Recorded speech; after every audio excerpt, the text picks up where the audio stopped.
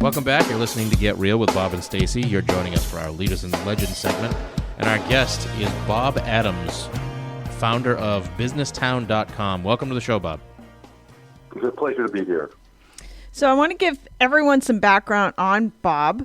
He founded a publishing company with $1,500 in 1980, and he sold it for $40 million in 2003. He's a serial entrepreneur who has tried his hand at a variety of businesses, some of which have been more successful than others.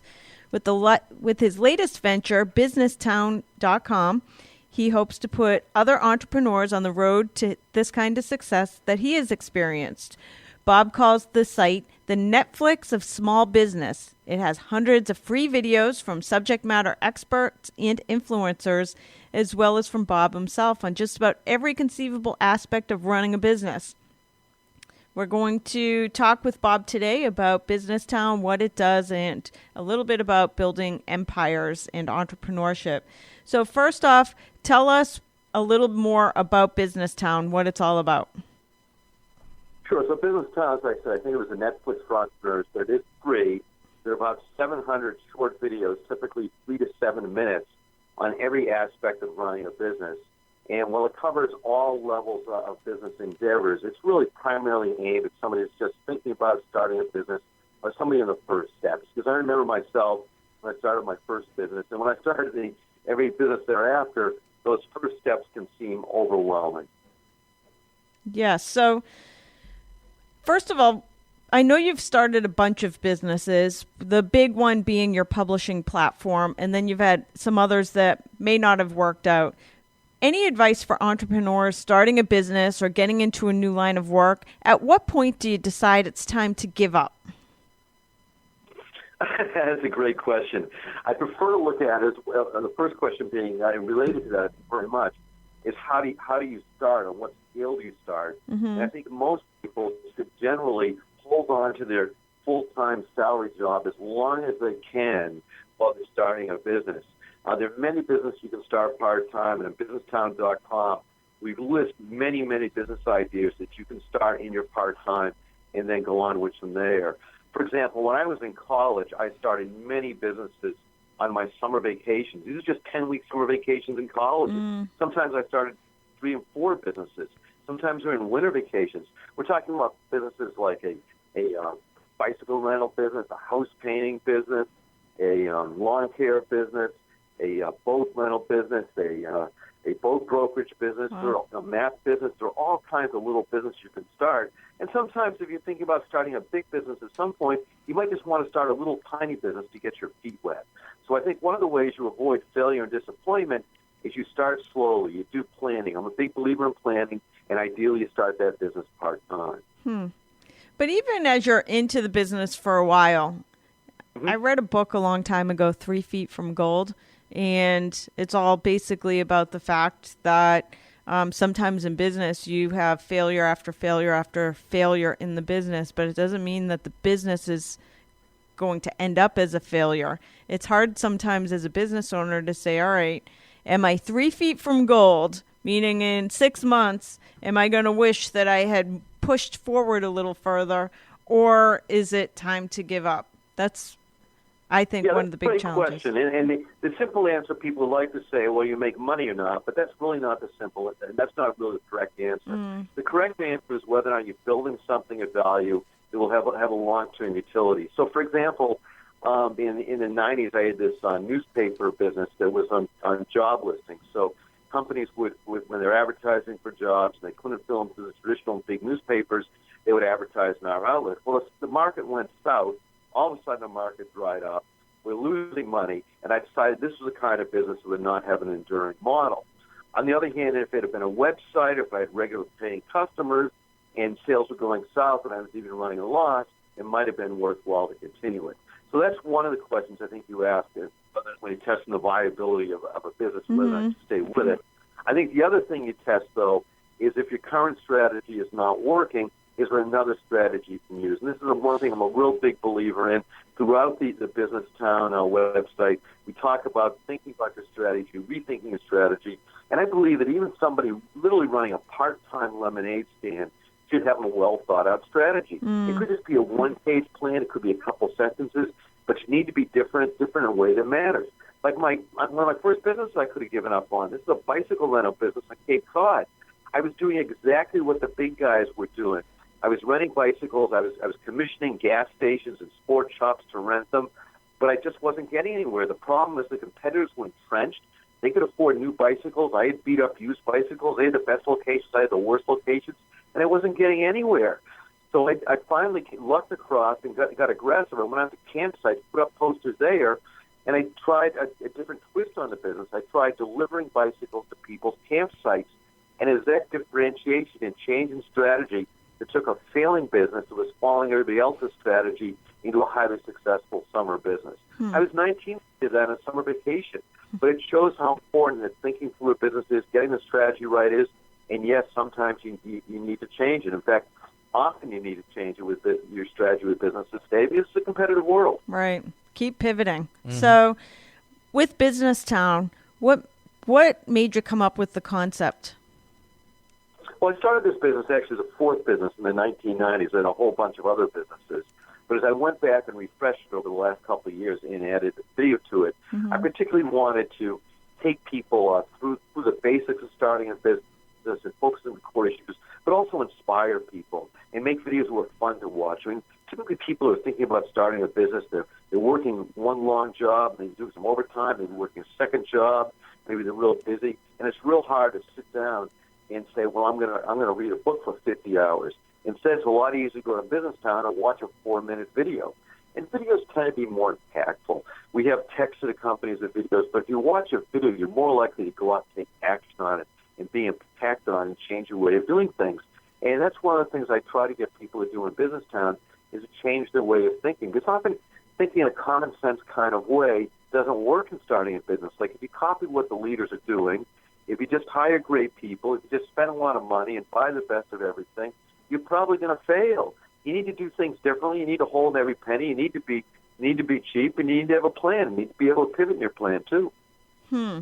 Wow, keep pivoting. And I'm on your site right now, and I love all the videos, especially that they're so short. So it's kind of like you can get the opportunity to get a college business MBA by just watching short little videos throughout the day. We all have short attention spans.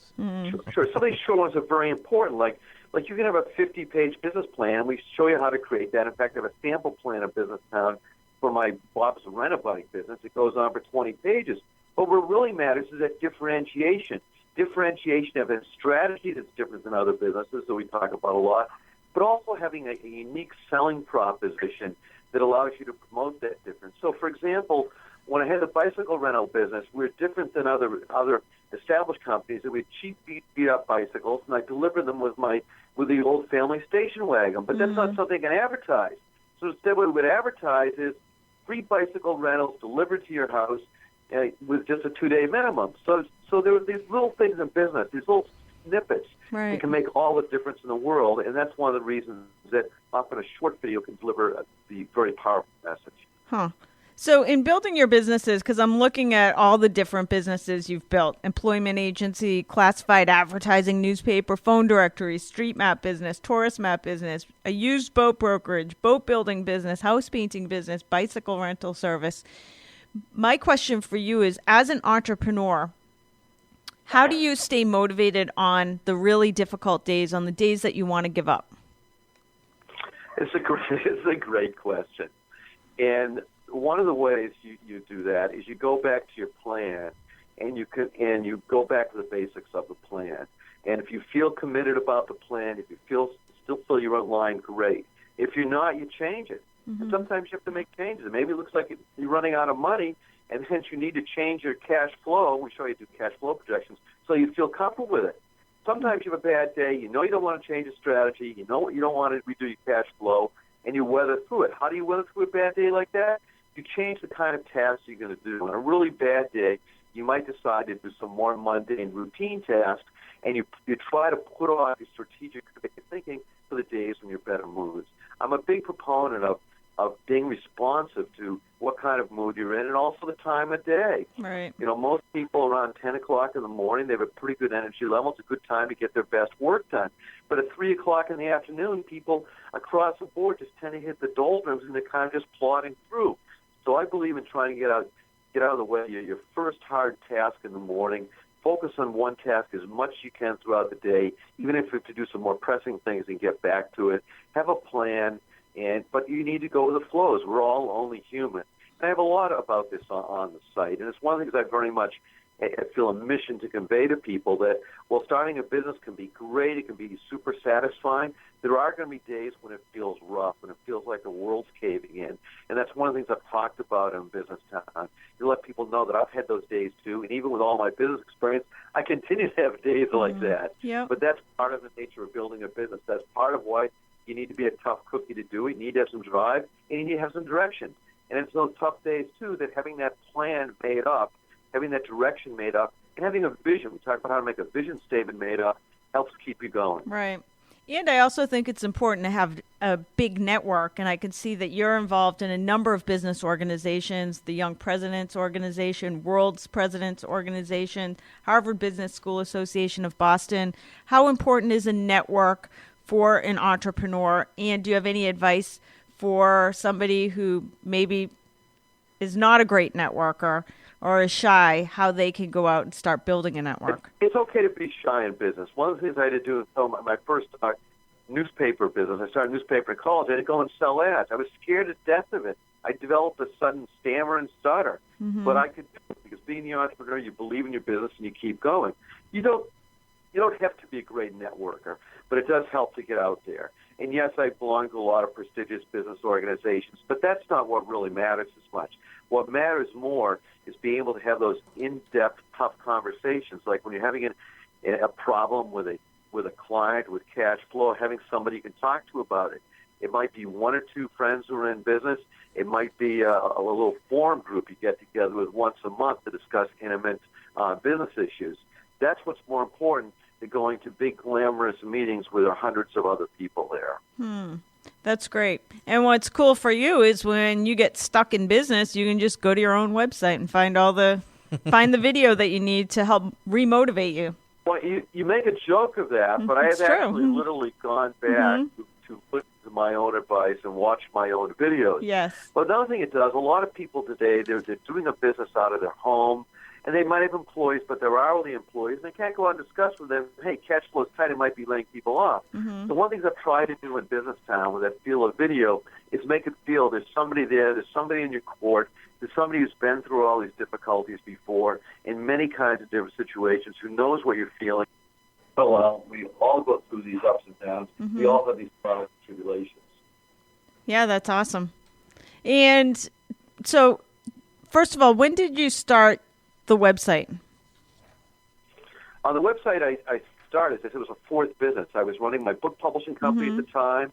I was running a much larger website on careers and jobs, and I also had a software and multimedia business. So this website I had was based on a lot of material from some of the books that I had written and some of the software products I developed. And originally, was it blogging and not video? Because I love all the video pieces. It was all text. It was text for many years. Yeah. And there's still plenty of text on the site. Any video that's on the site also has text with it. So there's just tons and tons of information. But one of the keys is we've divided up into categories like starting, strategy, marketing, leadership, and finance. So you can really quickly zero in on the particular issue you're working with. Okay. That's great. So I know you already talked about, we only have a few more minutes, but I know you already talked about the importance of having a vision and a strategy. If there were one other piece of advice you'd have for an entrepreneur, something critical that they need to have in order to create a successful business, what would it be? Well, anyone can succeed in business, but it's going to be a lot tougher if you choose a difficult business to go into. And actually, I have a video talks about bad businesses and good businesses. I also have a bunch of videos with business ideas under $2,000. And I believe most people don't give enough thought to what business they want to start. They think, well, I have a little experience at this. Right. That sounds kind of fun, but you really need to think through all of your businesses, maybe into plans of businesses you're not going to start to find out they're worthwhile. I mean, look at venture capitalists. They expect a comprehensive plan. They'll study like the Dickens just to invest a small percentage of the net worth in your business. So if you're starting a business and putting a big chunk of your net worth in it, don't you want to at least do what venture capitalists do? Almost nobody does it starting a business. People just tend to drift into it.